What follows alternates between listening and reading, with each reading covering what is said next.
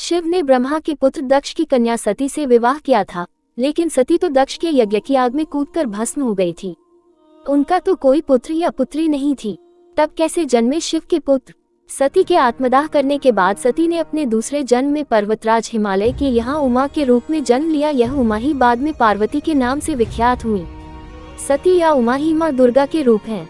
शिव और पार्वती के मिलन के बाद शिवजी का गृहस्थ जीवन शुरू हुआ और उनके जीवन में अनेक प्रकार की घटनाओं की शुरुआत हुई। पार्वती के साथ रहते हुए शिवजी के कई पुत्र हुए। उनमें ही प्रमुख 6 पुत्रों के बारे में दिलचस्प जानकारी।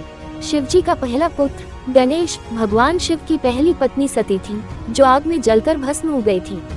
उन्हीं सती ने जब दूसरा जन्म पार्वती के रूप में लिया, तब उन्होंने भगवान शिव को प्राप्त करने के लिए तपस्या की। शिवजी ने प्रसन्न होकर उनकी मनोकामना पूर्ण की और उनसे विवाह किया। पुराणों में गणेश जी की उत्पत्ति की विरोधाभासी कथाएं मिलती हैं। भाद्रपद शुक्ल चतुर्थी को मध्याह्न के समय गणेश जी का जन्म हुआ था। पहली कथा, एक कथा के अनुसार शनि की दृष्टि पड़ने से शिशु गणेश का सिर जलकर भस्म हो गया। इस पर दुखी पार्वती सती नहीं से ब्रह्मा ने कहा, जिसका सिर सर्वप्रथम मिले उसे गणेश के सिर पर लगा दो। पहला सिर हाथी के बच्चे का ही मिला। इस प्रकार गणेश गजानन बन गए। दूसरी कथा के अनुसार गणेश को द्वार पर बिठाकर पार्वती जी स्नान करने लगी। इतने में शिव आए और पार्वती के भवन में प्रवेश करने लगे। गणेश ने जब उन्हें रोका तो क्रुद्ध शिव ने उनका सिर काट दिया। इन गणेश की उत्पत्ति पार्वती जी ने चंदन के मिश्रण से की थी। जब पार्वती जी ने देखा कि उनके बेटे का सिर काट दिया गया तो वे क्रोधित हो उठी।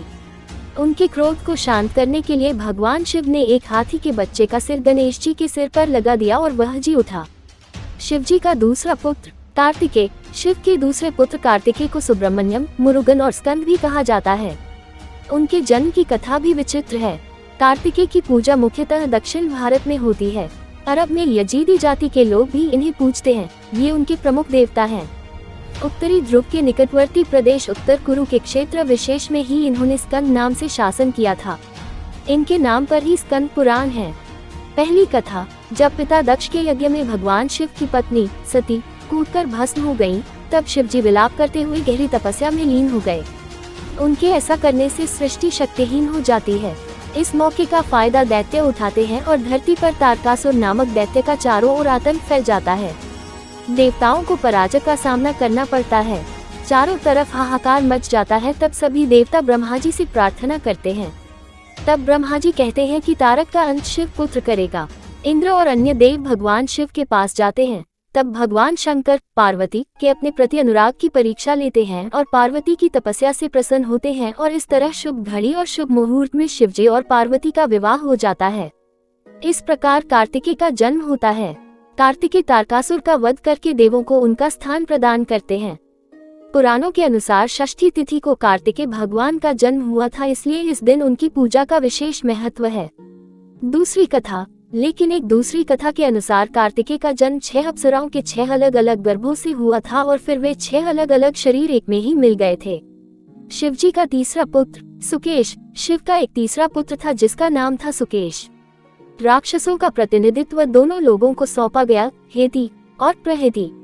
ये दोनों भाई थे। ये दोनों भी दैत्यों के प्रतिनिधि मधु और कैटब के समान ही बलशाली और पराक्रमी थे। प्रहेति धर्मात्मा था तो हेति को राजपाट और राजनीति में ज्यादा रुचि थी। राक्षस राज हेति ने अपने साम्राज्य विस्तार हेतु काल की पुत्री भया से विवाह किया।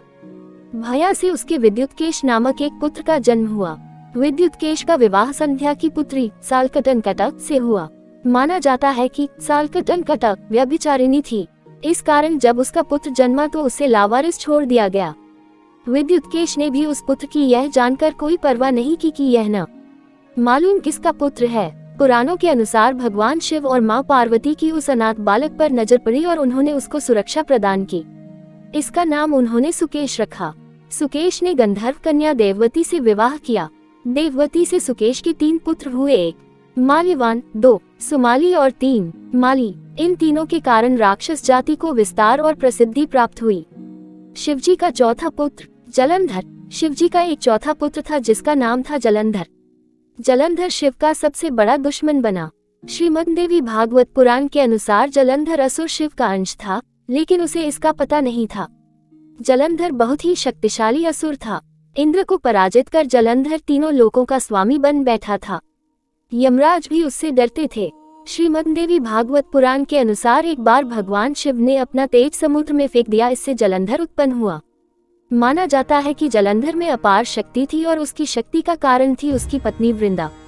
वृंदा के पतिव्रत धर्म के कारण सभी देवी देवता मिलकर भी जलंधर को पराजित नहीं कर पा रहे थे। जलंधर को इससे अपने शक्तिशाली होने का अभिमान हो गया और वह वृंदा के पतिव्रत धर्म की अवहेलना करके देवताओं के विरुद्ध कार्य कर उनकी स्त्रियों को सताने लगा। जलंधर को मालूम था कि ब्रह्मांड में सबसे शक्तिशाली कोई है तो वे है देवों के देव महादेव। जलंधर ने खुद को सर्वशक्तिमान रूप में स्थापित करने के लिए क्रमशः पहले इंद्र को परास्त किया और त्रिलोकीपति बन गया। इसके बाद उसने विष्णु लोक पर आक्रमण किया। जलंधर ने विष्णु को परास्त कर देवी लक्ष्मी को विष्णु से छीन लेने की योजना बनाई। इसके चलते उसने बैकुंठ पर आक्रमण कर दिया, लेकिन देवी लक्ष्मी ने जलंधर से कहा कि हम दोनों ही जल से उत्पन्न हुए हैं, इसलिए हम भाई बहन हैं। देवी लक्ष्मी की बातों से जलंधर प्रभावित हुआ और लक्ष्मी को बहन मानकर बैकुंठ से चला गया। इसके बाद उसने कैलाश पर आक्रमण करने की योजना बनाई और अपने सभी असुरों को इकट्ठा किया और कैलाश जाकर देवी पार्वती को पत्नी बनाने के लिए प्रयास करने लगा। इससे देवी पार्वती क्रोधित हो गईं और तब महादेव को जलंधर से युद्ध करना पड़ा। लेकिन वृंदा के सतीत्व के कारण भगवान शिव का हर प्रहार जलंधर निष्फल कर देता था। अंत में देवताओं ने मिलकर योजना बनाई और भगवान विष्णु जलंधर का वेश धारण करके वृंदा के पास पहुंच गए। वृंदा भगवान विष्णु को अपना पति जलंधर समझकर उनके साथ पत्नी के समान व्यवहार करने लगी। इससे वृंदा का पतिव्रत धर्म टूट गया और शिव ने जलंधर का वध कर दिया। विष्णु द्वारा सतीत्व भंग किए जाने पर वृंदा ने आत्मदाह कर लिया। तब उसकी राख के ऊपर तुलसी का एक पौधा जन्म। तुलसी देवी वृंदा का ही स्वरूप है, जिसे भगवान विष्णु लक्ष्मी से भी अधिक प्रिय मानते हैं। भारत के पंजाब प्रांत में वर्तमान जलंधर नगर जलंधर के नाम पर ही है।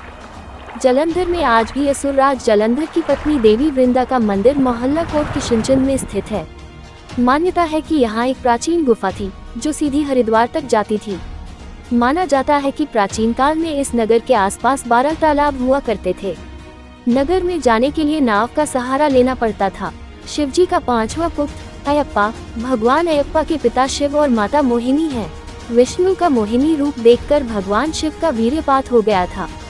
उनके वीर्य को पारद कहा गया और उनके वीर्य से ही बाद में सस्तव नामक पुत्र का जन्म का हुआ, जिन्हें दक्षिण भारत में अयप्पा कहा गया। शिव और विष्णु से उत्पन्न होने के कारण उनको हरिहर पुत्र कहा जाता है।